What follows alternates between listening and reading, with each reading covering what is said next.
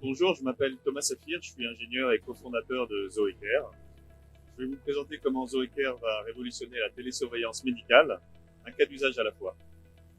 Pour être concret, le premier cas d'usage que Zoécare va adresser, c'est la détection des chutes. C'est un problème immense dans notre société, avec 2 millions de chutes de seniors chaque année, ainsi que rapporté dans le plan anti-chute du gouvernement, lancé en 2022. Il faut savoir que ces personnes âgées n'arrivent le plus souvent pas à se relever et qu'un séjour au sol de plus d'une heure a de grandes chances d'avoir des complications fatales. Pour en revenir à la télésurveillance, c'est une tendance de fond qui a plusieurs racines. D'une part, le Covid, les crises du Covid qui fait que les gens restent chez eux plus qu'auparavant. Le secteur de la santé a enfin toutes les peines du monde à recruter des soignants. Le système de financement de la santé subit de plus en plus de pression face aux coûts liés à l'hospitalisation.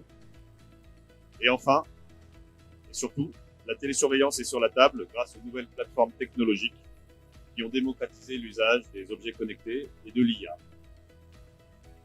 Malgré cela, on constate de nombreux freins à l'adoption.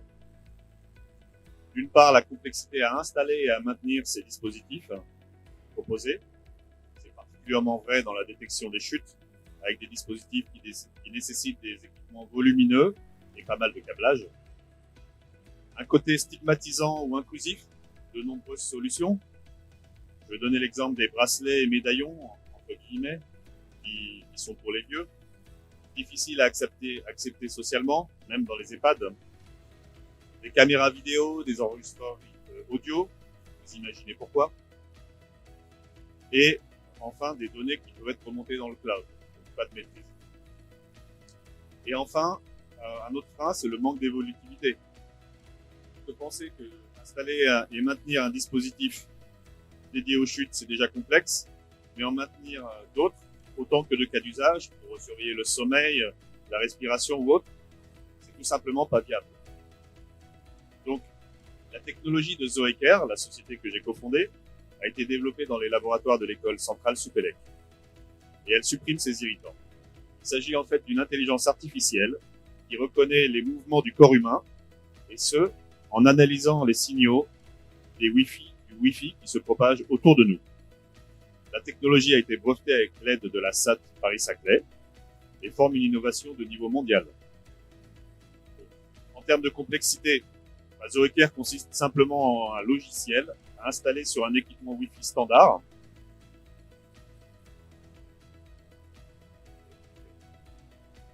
On prend le micro comme un répéteur Wi-Fi tout bête.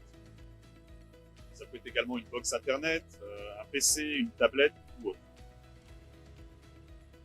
Par rapport au côté stigmatisant ou intrusif, l'application tourne en local sur l'appareil et n'envoie aucune donnée au cloud, ce qui veut dire que l'utilisateur final a le contrôle total sur ces données. Et en termes d'évolutivité, on peut détecter tout type de mouvement avec Zoécare, auquel l'algorithme a été préalablement entraîné. Donc pourquoi la détection des chutes? Il y a déjà une offre abondante sur le marché, qui a eu tendance à exploser avec les objets connectés. En revanche, Zoécare apporte une vraie différenciation avec sa fiabilité et son côté plug and play. C'est pour cela, j'imagine, que nous avons une bonne traction auprès des offreurs d'hébergement et de services pour seniors qui cherchent à résoudre le problème de chute, mais ne l'ont pas encore craqué, malgré de nombreux tests. Nous sommes en train de déployer dans nos premiers EHPAD, avec l'objectif de réduire le temps d'intervention des soignants à moins d'1 minute dans 100% des cas. Et nous travaillons déjà à entraîner l'algorithme pour la suite, à savoir la prévention de la perte d'autonomie en télésurveillance chez soi ou en résidence. Alors si vous souhaitez nous rejoindre ou collaborer avec Zoécare, rendez-vous sur notre site web zoé.care ou sur le stand sur le salon Silver Economy Expo. Merci.